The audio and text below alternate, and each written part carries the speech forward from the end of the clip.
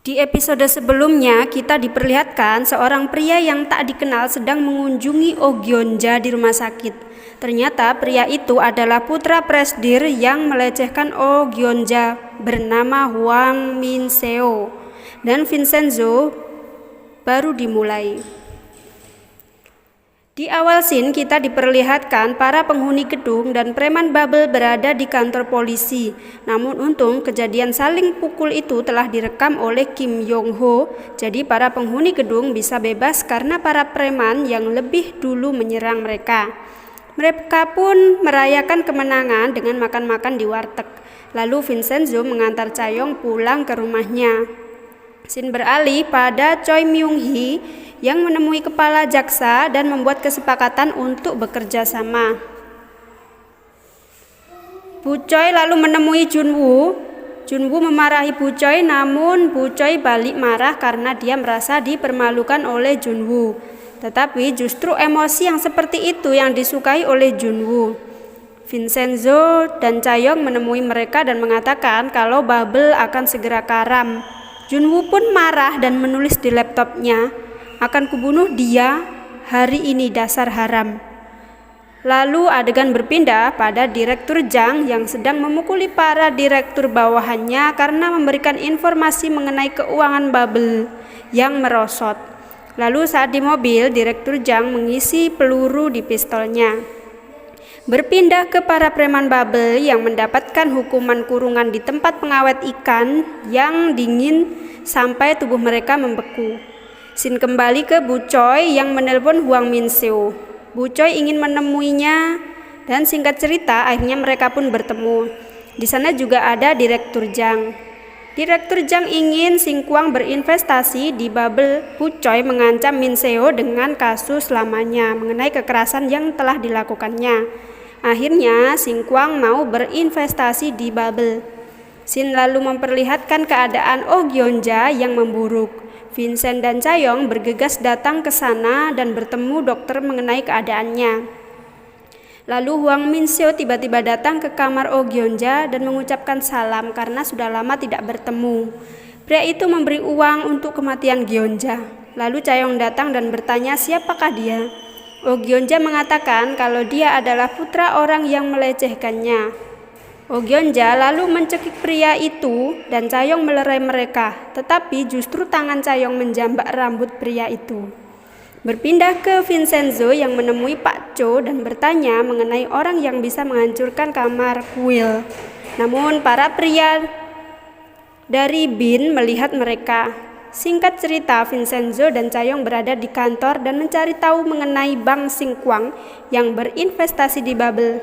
Cha-young lalu menemui temannya dan meminta flash disk berisi informasi Hwang Min-seo. Di flash disk itu terdapat foto-foto penganiayaan yang dilakukan oleh Hwang Min-seo. Akhirnya Vincenzo mengetahui kenapa Singkwang mau berinvestasi di Babel. Mengetahui kalau Hwang Min-seo adalah penyuka sesama jenis, Cha-young mengusulkan agar Vincent mendekatinya. Vincent bersikeras menolak, namun akhirnya dia pun mau juga. Singkat cerita, Vincent mendekatinya di tempat pacuan kuda. Tentu saja Min-seo terpesona dengan ketampanan Vincenzo. Dan bukan hanya Min-seo, Cha-young juga terpesona melihat Vincent yang sedang berkuda. Selesai berkuda, Vincenzo menemui Cha-young dan mengatakan kalau dia merinding dengan kelakuannya sendiri. Saat Cha-young berteriak-teriak, Vincent menarik tangannya dan mengatakan jangan berteriak di belakang kuda, dia bisa menendangmu. Malam pun tiba, Vincent kembali bertemu dengan Min-seo di sebuah restoran bergaya Italia. Min-seo mengatakan kalau baru kali ini dia menemukan belahan jiwa dan memanggil Vincent kakak, tetapi Vincent menolak dan menyuruhnya hanya memanggil namanya saja, yaitu Taeho. Lama-kelamaan mereka semakin dekat dan sering berkencan di taman hiburan. Min-seo juga menceritakan rahasia keluarganya yang sering menganiaya pembantu wanita, serta ibunya yang membunuh ayahnya dan menuduh Oh Gyeonja yang melakukannya. Vincenzo juga menanyakan mengapa Min-seo berinvestasi di Babel dan menyuruhnya membatalkan penandatanganan kerjasama itu. Singkat cerita, acara penandatanganan investasi pun dilakukan. Vincenzo dan Chaeyoung pun hadir di sana dan membuat Junwoo serta Bu Choi jadi bertanya-tanya, hingga penandatanganan telah dilakukan oleh Direktur Jang. Namun Min Seo menolak untuk menandatangani surat perjanjian itu. Vincenzo dan Chaeyoung bertepuk tangan. Alangkah terkejutnya mereka melihat Ibu Min Seo yang hadir di sana bersama dua anjing lucu. Ibu Min Seo menandatangani surat itu. Ternyata Bu Choi telah mengantisipasi kelemahan Min Seo dengan menemui ibunya dan memintanya untuk hadir di acara itu. Setelah acara selesai, Min Seo berjalan keluar dengan diiringi bodyguard. Ternyata para bodyguard itu adalah para penghuni gedung Gemga yang sedang menyamar. Min Seo dimasukkan ke kamar rias yang di dalamnya juga ada para penghuni gedung yang menyamar menjadi zombie.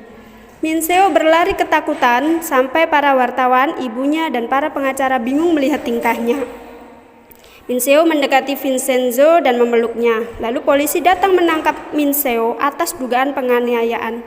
Di saat itulah Min Seo tahu kalau nama asli Taeho adalah Vincenzo.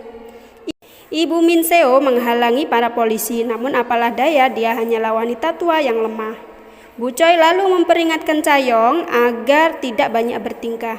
Chaeyoung menyambut ancaman itu dengan memanggil reporter dan mengatakan kalau Bubble adalah perusahaan yang jahat. Drama pun bersambung. Jangan lupa klik tombol subscribe dan loncengnya ya, agar kamu bisa mengetahui kelanjutan dari drama ini. Terima kasih. Assalamualaikum.